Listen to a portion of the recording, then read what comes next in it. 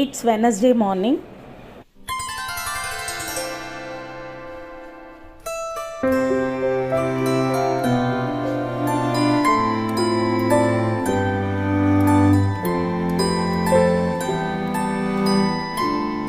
Daily வந்து இந்த window open பண்ணி கீழே அந்த பூ எல்லோ வித் ரெட் இருக்கு இல்லையா, அது வந்து எப்போவுமே நிறைய பூக்கும்.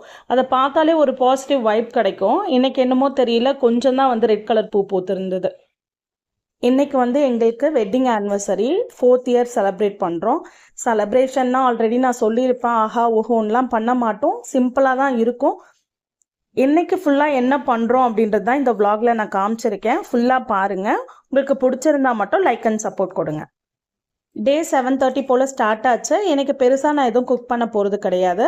எனக்கு வந்து வெறும் பால் மட்டும் போட்டிருந்தேன். ரேக்கு வந்து காஃபி போட்டிருந்தேன். நான் இப்போ வந்து நாட்டு சர்க்கரையும் எடுக்கிறது இல்லை, சர்க்கரையே நான் விட்டுட்டேன், எடுக்கிறது இல்லை. கொஞ்சமாக கேசரி மட்டும்தான் பண்ண போகிறேன். ஏன்னா ரேக்கு வந்து கேசரி ரொம்ப பிடிக்கும். ரொம்ப பெரிய குவான்டிட்டிலாம் இல்லை, 1/4 கப் ரவை வச்சு தான் பண்ண போகிறேன். ஆனிவர்சரின்னு இல்லை, சம்டைம்ஸ் வந்து எனக்கு யாருமே இல்லை அப்படின்னா தேவையில்லாத தாட்ஸ் வரும்னு சொல்லுவேன் இல்லையா, அது எல்லாமே என்னோட மேரேஜ் தாட்ஸும் வரும். ஏன்னா எல்லாருக்குமே மேரேஜில் வந்து சில மறக்க முடியாத விஷயங்கள் நடந்திருக்கும், கண்டிப்பாக இருக்கும். மேபி அது வந்து ஹாப்பியாகவும் இருக்கலாம், இல்லைனா வந்து சேடாகவும் இருக்கலாம். ஆனால் எனக்கு எப்படின்னா, தாலி கட்ட போகிறாங்க அப்போ கூட கட்டுவாங்களா அப்படின்ற மாதிரிலாம் பிரச்சனை போயிட்டு இருந்துச்சு எனக்கு. அதெல்லாம் மீறி ஒரு வழியாக வந்து கல்யாணம் ஆனதுக்கு அப்புறமும் எல்லாருமே வந்து மேரேஜ் லைஃப் இப்படி இருக்கும் அப்படி இருக்கும்னு எதிர்பார்த்து வருவோம். ஆனால் வந்ததுக்கு அப்புறம் தான் தெரியும் அது எப்படி நம்ம கொண்டு போகிறோம் அப்படிங்கிறது தான். ஸோ இந்த 4 இயர்ஸாக நான் கற்றுக்கிட்ட விஷயம் அதுதான். ஸ்டார்டிங்கில் வந்து இப்படி தான் இருக்குமோ அப்படின்னு நினச்சேன். அதுக்கப்புறம் அதை நம்ம தான் மாற்றணும் அப்படின்னு சொல்லி நான் கொண்டு வந்தது தான் இந்த 4 இயர்ஸ் ஹாப்பினஸ் ஃபுல்லாக. ஆல்ரெடி நான் ஒரு வீடியோவில் சொல்லியிருப்பேன், எனக்கும் ரேக்கும் வந்து எந்த விஷயத்துலையுமே ஒத்து போகாது, எதுவுமே ஒத்து போகாது எக்ஸப்ட் பிரியாணி மட்டும்தான் எங்கள் 2 பேருக்கும் ஒத்து போகும், வேறு எந்த விஷயத்துலையும் ஒத்து போகாது. ஆனால் நான் வந்து ஒரு ஒப்பீனியன் சொன்னேன் அப்படின்னா அவங்க யோசிச்சுட்டு ஓகேனா ஓகே, இல்லைன்னா இல்லைன்னு சொல்லுவாங்க. அதே மாதிரி தான் அவங்களும், நான் இதை யோசிச்சிருக்கேன் போ அப்படின்னு சொல்லிட்டு அவங்க ஒரு ஒப்பீனியன் கொடுத்தாங்கன்னா அதை நானும் யோசிச்சுட்டு ஓகே கரெக்டு, இல்லைனா இல்லை அப்படி சொல்லுவோம். ஆனால் 2 பேருக்குமே ஒரே தாட் கிடையவே கிடையாது. அம்மா வீட்டில் எப்படி இருந்தேன், மேரேஜ்க்கு அப்புறம் இப்படி இருந்தேன்லாம் எனக்கு எந்த சேஞ்சஸுமே ஆகலை. அம்மா வீட்டில் எப்படி இருந்தேனோ அதே மாதிரி தான் நான் மேரேஜ்க்கு அப்புறமும் இந்த 4 இயர்ஸுமே அப்படியே தான் இருக்கேன். நான் எதுவுமே சேஞ்சும் பண்ணிக்கல, என்னை சேஞ்ச் பண்ணிக்கவும் யாரும் சொல்லலை. ஆனால் ரேக்கிட்ட வந்து நிறைய சேஞ்சஸ் இருக்குது.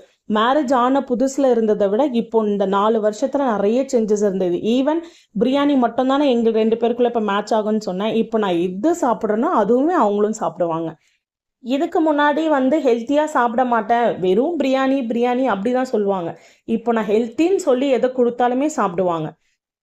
இந்த ஒரு சேஞ்சஸே வந்து எனக்கு ரொம்ப பெரிய விஷயம். ஏன்னா அவங்க மேரேஜ் ஆன புதுசில் ஒரு காய் கூட சாப்பிட மாட்டாங்க. எனக்கு இந்த காய் பிடிக்காது, இந்த காய் பிடிக்காது, சாப்பிட்டு பாருங்கன்னா கூட இல்லை எனக்கு பிடிக்காதுன்னு சொல்லுவாங்க. ஆனால் இப்போது எது செஞ்சு கொடுத்தாலும் சாப்பிட்றாங்க. அப்படியே கொஞ்சம் விளாக்குள்ளேயும் போகலாம், இல்லைன்னா வந்து உங்களுக்கு போர் அடிக்கும். கேசரி வந்து ஒயிட் கேசரி தான் பண்ணியிருந்தேன். நான் எப்போவுமே கலர் ஆட் பண்ண மாட்டேன், கொஞ்சம் குவான்டிட்டி தான் பண்ணியிருந்தேன். ரே மட்டும் கொஞ்சோண்டு சாப்பிட்டுட்டோம், கொஞ்சம் எடுத்துகிட்டு அம்மா வீட்டுக்கு போகலாம் அப்படின்னு சொல்லிட்டு தான். எவ்ரி ஆனிவர்சரிக்கு கூரைப்புடவை கட்டுறது தான் வழக்கம். ஆனால் வந்து இந்த டைம் நான் கட்டலை. ஏன்னா வந்துட்டு லஞ்சுக்கு வெளியே போகிறதா பிளான் பண்ணியிருந்தது. ஸோ புக் பண்ணியாச்சு 12 o'clock. இப்போ வந்து சாரீ கட்டிட்டு கோவிலுக்கு போயிட்டு அம்மா வீட்டுக்கு போயிட்டு அகெயின் வந்துட்டு கிளம்பி போகணும் அப்படின்னா லேட் ஆகிடும்னு சொல்லிட்டு சிம்பிளாக வந்து சுடிதார் தான் போட்டிருந்தேன். ஆனிவர்சரிக்கு அம்மா ப்ரெசென்ட் பண்ண சுடிதார் இது. அதே மாதிரி ஜுவல்ஸும் வந்து எனக்கு பிடிக்காது, கோல்டு வந்து வேர் பண்ணுறது எனக்கு பிடிக்காது. எப்பயாவது அம்மா வீட்டுக்கு போகிறதுக்கு போடுறதுக்கே எனக்கு வந்துட்டு எப்படா வீட்டுக்கு வருவோம் அதை கழட்டி வைப்போம் அப்படின்ற மாதிரி இருக்கும். ஸோ வந்துட்டு சிம்பிளாக வாட்சும் பிரேஸ்லெட் மட்டும் போட்டிருந்தேன். எப்போவுமே பண்ணுற சிம்பிள் மேக்கப் தான் கோவிலுக்கு. லஞ்சுக்கு போகும்போது மட்டும் கொஞ்சம் ஹெவியாக மேக்கப் போட்டுக்கலாம் அப்படின்னு சொல்லிட்டு. ஆல்ரெடி நான் வந்து ஒரு ஷார்ட்ஸில் போட்டிருப்பேன் என்கிட்ட வந்துட்டு சிம்பிளாக மேக்கப் போடுறதுக்கு என்னென்ன ப்ராடக்ட்லாம் யூஸ் பண்ணுறேன்னு சொல்லி. அதனால தான் இங்கே வந்து நான் கிளியராக வந்து என்னால் காமிக்க முடியலை. நல்லா கிளம்பியாச்சு. போகிற வழியில் வந்து பேக்கரியில் கொஞ்சம் ஸ்நாக்ஸ் மட்டும் வாங்கிட்டு போகலாம். ஏன்னா இன்றைக்கி வீட்டில் அவ்வளோவா குக் பண்ணல, ஸோ வெளியில் வாங்கிட்டு போகலாம் அப்படின்னு சொல்லி தான் பிளான் பண்ணி பேக்கரியில் கொஞ்சம் ஸ்நாக்ஸ் மட்டும் வாங்கிட்டு அப்படியே கோவிலுக்கு போயாச்சு. எவ்ரி இயர் வந்து எங்களுக்கு மேரேஜ் ஆன கோவிலுக்கு தான் போவோம். ஸோ அதே மாதிரி தான் இந்த இயரும் போனோம். நல்ல வேளை இந்த டைம் வந்து கோவில் ஓப்பனில் இருந்தது. லாஸ்ட் டைம் வந்துட்டு வெயிட் பண்ண சொல்லி அதுக்கப்புறமா வந்து எங்களுக்காக ஓப்பன் பண்ணாங்க. ஆஃப்டர்நூன் லஞ்சுக்கு வந்துட்டு ஆலந்தூர் தான் வந்திருந்தோம், பிரியாணி முபாரக். ஸோ இங்கே தான் நான் வந்து புக் பண்ணியிருந்தேன். பிரியாணி வந்து நல்லா இருக்கும் அப்படின்னு சொன்னதுனால நான் இங்கே வந்திருந்தேன். இதான் ஃபர்ஸ்ட் டைம் இங்கே வரோம். இது வந்து ரே எடுத்து கொடுத்த ட்ரெஸ்ஸு. ஃபுல்லாக எடுக்கணும்னு நினச்சேன், ஆனால் வந்துட்டு ட்ரெஸ்ஸை ஃபுல்லாகவே நான் எடுக்கவே இல்லை.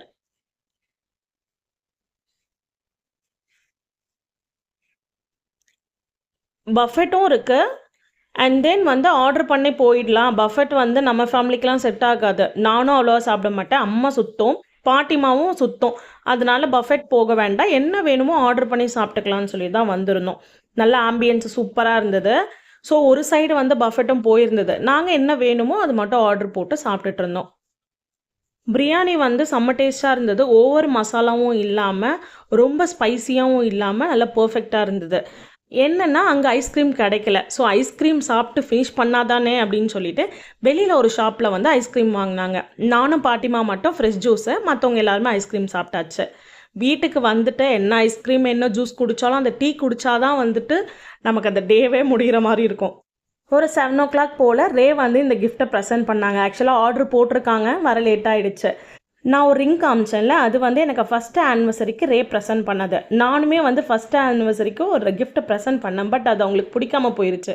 அதுலேருந்து நான் ப்ரெசென்ட் பண்ணுறதே ஸ்டாப் பண்ணிட்டேன். உனக்கு வேணுமா, நீ என்ன வேணுமோ வாங்கிக்கோ அப்படின்னு சொல்லிட்டு டேரெக்டாகவே நான் சொல்லிட்டேன். இப்போ வந்து அவங்க எனக்கு ப்ரெசென்ட் பண்ணியிருக்காங்க. ஹீல் வச்ச ஸ்லிப்பர் பண்ணியிருக்காங்க. இவ்வளோ பெரிய ஹீல் நான் போட்டதே கிடையாது. அவங்க பக்கத்தில் நான் குள்ளமாக இருக்கிறேன்னா என்னன்னு தெரியல, எனக்கு ஹீல் வந்து வாங்கியிருக்காங்க. கொஞ்சம் இயர்லியாக வந்திருந்ததுன்னா நான் லஞ்சுக்கு போட்டு போயிருப்பேன். இப்போ வீட்டுக்கு வந்தாச்சு, சரி எப்பயாவது ஒரு வாட்டி போடுறச்சா நான் உங்களுக்கு காமிக்கிறேன். இந்த இயர் மூவி மட்டும் மிஸ் ஆகிடுச்சு. எவ்ரி இயர் வந்துட்டு லஞ்சுக்கு போவோம், அப்படி இல்லைன்னா டின்னரு, மூவிக்கும் போயிடுவோம். இந்த டைம் மூவிக்கு போல் ஃபேமிலி கூட தான் என்ஜாய் பண்ணது. டின்னருக்கு வந்துட்டு இட்லியும் சாம்பாரும் தான். இன்றைக்கி ஃபுல்லாக இவ்வளோ தான் நடந்தது. இன்றைக்கி வீடியோ இதுதான். உங்களுக்கு பிடிச்சிருக்கோன்னு நினைக்கிறேன். உங்களுக்கு பிடிச்சிருந்தா ஒரு லைக் அண்ட் சப்போர்ட் கொடுங்க.